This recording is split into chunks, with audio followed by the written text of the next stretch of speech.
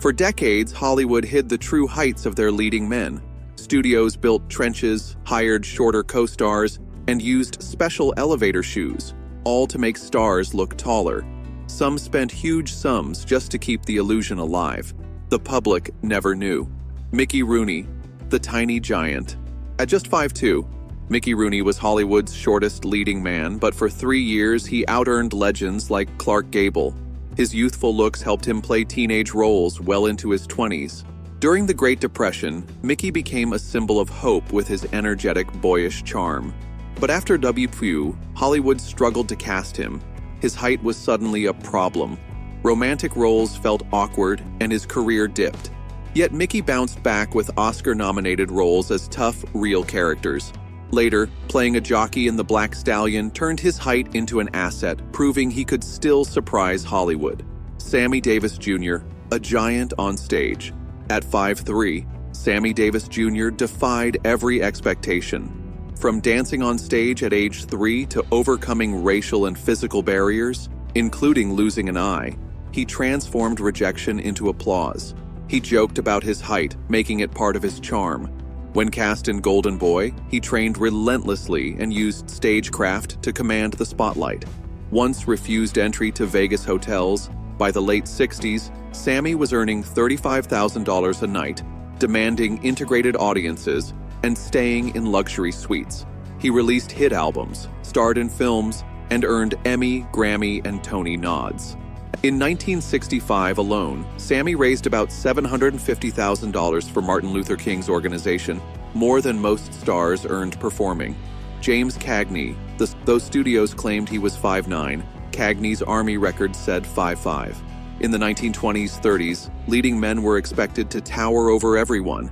But Cagney turned his height into power, often filmed from the knees up or standing on crates. His explosive energy in The Public Enemy made him unforgettable. Off-screen, he fought for equal pay and won. His size was part of his force, perfectly showcased in White Heat, a high-energy classic shot with precision. Cagney's sharp tap dancing in Yankee Doodle Dandy became legendary, earning him a spot as one of AFI's top classic stars. His height? Just a small detail. Edward G. Robinson, commanding presence at 5'5". Robinson arrived in New York a short, unpolished immigrant who barely spoke English. But he mastered his craft, using his voice and expressions to dominate the screen. In Little Caesar, 1931, playing mob boss Rico Bandela, his 5'5" frame filled the screen with menace. So much that Warner Brothers faked his height and used camera tricks to make him appear taller. Despite doubts, Little Caesar earned over $1.5 million during the Depression, and Robinson soon earned $85,000 per film plus script approval, rare for stars of his time. Off-screen, he was brave, volunteering for dangerous USO tours in W.A. Twin and donating over $250,000 to anti-fascist causes. Charlie Chaplin, the small star with a giant impact. At 5'5", Chaplin made himself unforgettable with his iconic outfit. Oversized pants, tight coat, tiny hat, and cane, creating a childlike, lovable character. In The Kid, he ran beside tall policemen but owned the screen. His smaller size saved studios money, cutting production costs by 12%. Audiences felt protective of him, reacting physically during tense moments like in Easy Street. Chaplin's clever footwork in City Lights wowed audiences, even in silent film's Twilight. Off-screen, he co-founded United Artists with other big names, valuing creative control over physical stature.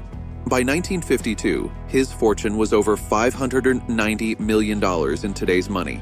Even after political exile, his influence was global. His height small, but his shadow enormous. Buster Keaton, the great stone face.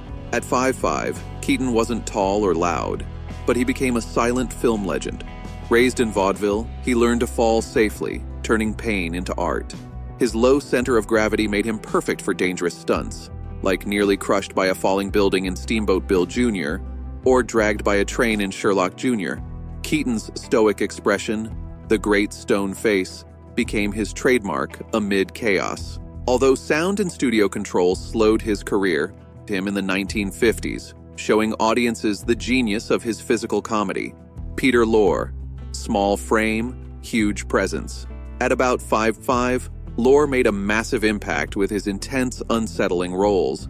His breakout in M. 1931 was so powerful it caused real panic in Berlin. Hitchcock admired his energy, not height. Hollywood posters highlighted his small stature next to towering co-stars, boosting ticket sales by 22%. Lorre embraced his size, landing over 300 roles between ages 27 and 40, earning top billing at Warner Brothers. He haunted screens with his unique evil presence until his death in 1964. Burgess Meredith, voice bigger than his height. At 5'5", Meredith wasn't tall, but his booming voice filled theaters.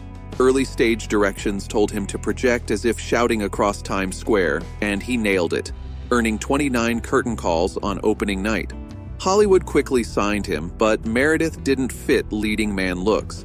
Instead, he became the memorable underdog, like in Of Mice and Men. During Double Y, he entertained troops, even standing on ammo crates for visibility. After being blacklisted in 1951, he thrived on radio and TV.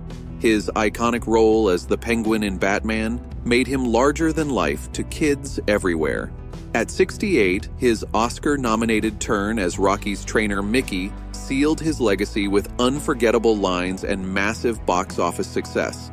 Lou Costello, the small comedian with big impact at 5'5". Lou Costello was far from Hollywood's leading man type, but he made his size his greatest asset. Paired with the towering Bud Abbott, their height contrast became the heart of their comedy. Lou's energetic, high-pitched antics and physical humor brought roaring laughter. By 1941, Buck Privates earned over $10 million from a $180,000 budget, a 5,400% return. Before comedy, Lou was a skilled athlete and amateur boxer with sharp reflexes, which helped him pull off his own stunts and falls. He insisted he was the star audiences wanted, securing 60% of the profits by 1941. During W. Wide, Lou sold $85 million in war bonds by performing atop tanks and bars, helping fund an aircraft carrier group.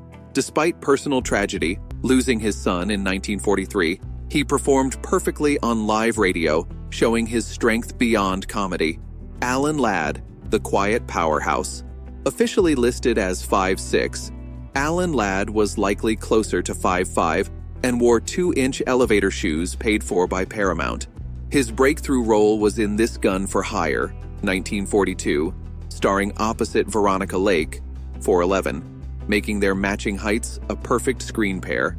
Paramount enforced strict height rules for his co-stars, often digging trenches or building platforms to keep him visually taller, such as 250 feet of trenches for Shane, 1951, and a special raised boardwalk for Boy on a Dolphin, 1957.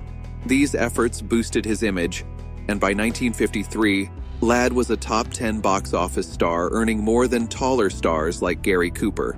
His quiet made him memorable, as shown in Shame, where his small figure against vast mountains underscores his tough, determined nature. Please subscribe to our channel and don't forget to like and share our videos.